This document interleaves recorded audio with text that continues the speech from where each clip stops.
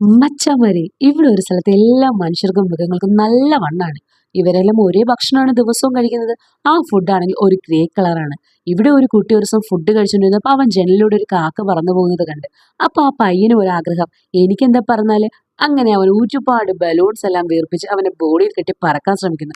പക്ഷേ അവന്റെ ഈ ഭാരം കാരണം എന്താ അത് പൊട്ടി വീഴുന്നു. അത് കണ്ടതും അവിടെയുള്ള എല്ലാവരും അവനെ കളിയാക്കി ചിരിക്കാൻ തുടങ്ങുന്നു. പക്ഷെ ആ പയ്യനാകട്ടെ ഇതൊന്നും മൈൻഡാക്കാതെ പിന്നെയും ഉയരമുള്ള ഒരു സ്ഥലത്തേക്ക് പോകുന്നു. അവിടുന്ന് ചാടി പറക്കാലോ. പക്ഷെ മലയുടെ മുകളിൽ കയറാൻ കഴിയാതെ താഴെ വീഴുന്നു. അപ്പോൾ പിന്നെയും അവൻ നോക്കുമ്പോൾ ഒരു കാക്കയെ കാണുന്നു. അതാണെങ്കിലോ ഒരു മരത്തിൽ നിന്നും ഫ്രൂട്ട്സ് കഴിക്കാൻ പോകുന്നു. അപ്പോഴാണ് അവൻ ഓർക്കുന്നത്, ഫ്രൂട്ട്സ് കഴിച്ചാൽ പറക്കാൻ പറ്റുമോ?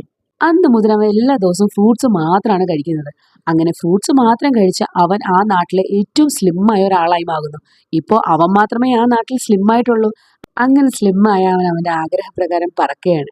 സത്യമന അവന് പറക്കാൻ പറ്റുന്നത് കണ്ട് ആ നാട്ടിലുള്ള എല്ലാവരും അത്ഭുതപ്പെടും.